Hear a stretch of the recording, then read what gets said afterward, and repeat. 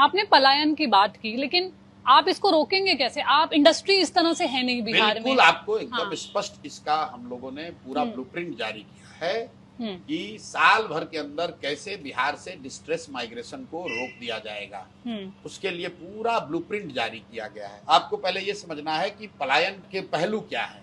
बिहार से सिर्फ श्रमिकों का पलायन नहीं है, बिहार से सबसे बड़ा पलायन है पूंजी का पलायन, दूसरा पलायन है बुद्धि का पलायन, तीसरा पलायन है श्रम का पलायन। पूंजी का पलायन क्या है? जो पैसा हम लोग बिहार के लोग बैंकों में यहाँ रखते हैं, जमा करते हैं, अपने बचत का पैसा, ये बैंक यहाँ पर पैसा नहीं देकर, पैसा यहाँ इन्वेस्ट न करके, यहाँ पर कर्ज लोन न देकर ये पैसा दूसरे राज्यों में भेजते हैं। इसको आरबीआई का आंकड़ा है, एक डेटा पॉइंट है, सीडी रेशियो जिसको कहते हैं, उसके जरिए आप देख सकते हैं देश भर में सीडी रेशियो औसत क्रेडिट डिपॉजिट रेशियो बैंकों का है 70 से 75%।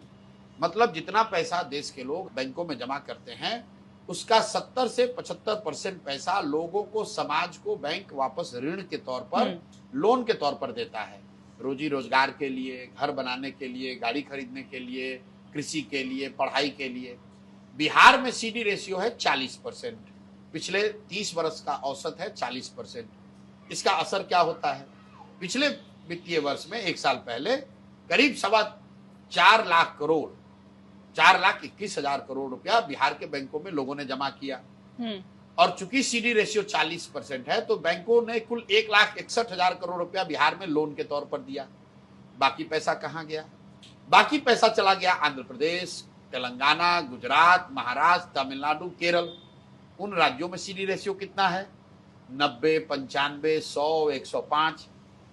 तो जनसुराज ये कह रहा है कि हम लोग को बड़ी इंडस्ट्री लगे न लगे वो बात की बात है, पहले जो बिहार का पैसा है, बिहार के लोगों का पैसा है, अगर उतना पैसा भी राष्ट्रीय औसत के बराबर भी बैंक अगर यहाँ ऋण देने लगे तो हर साल करीब करीब 2.25 लाख से 2.5 लाख करोड़ रुपया एक्स्ट्रा बिहार में इन्वेस्ट होने लगेगा, स्वरोजगार के लिए, पढ़ाई के लिए, कृषि के लिए, उद्योग के लिए, कंस्ट्रक्शन के लिए।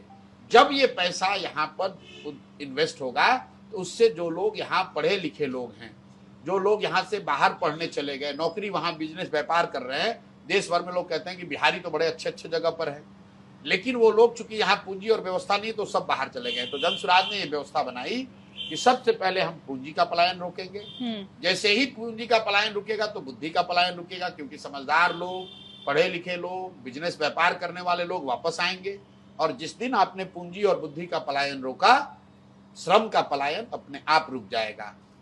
और मटेरियल टर्म में जैसे ही जनसुराज की व्यवस्था बनेगी तो एक विशेष मंत्रालय, एक विभाग बनाया जाएगा जिसका सिर्फ और सिर्फ काम ये होगा कि साल भर के अंदर 50 लाख वो लोग जो मजबूरी में अपने परिवार का पेट चलाने के लिए बाहर चले गए हैं, उनको वापस बुलाया जाए और उनको वो व्यवस्था दी जाए, उनको वो क्रेडिट दिया जाए, उनको वो पूंजी उपलब्ध कराया जाए, उनको वो ट्रेनिंग दी जाए, उनको वो जगह जमीन दी जाए ताकि वो यहीं पर रोजी रोजगार कर सकें।